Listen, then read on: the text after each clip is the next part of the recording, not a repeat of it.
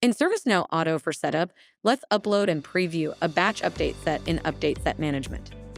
Select Install and Configure under the desired product family. Here, we'll use the AI native IT service management in this video.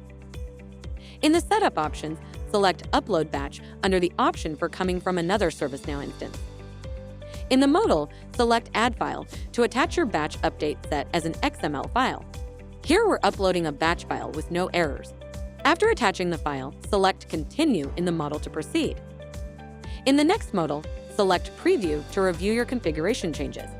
You can also select Open KB Article to open the KB article on a new tab.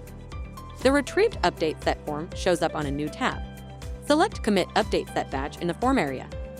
The Commit Update Set Batch modal shows the progress of the batch file being committed. You can then navigate back to the Product Hub page to see the progress. Let's try uploading another update set batch file that has errors in it.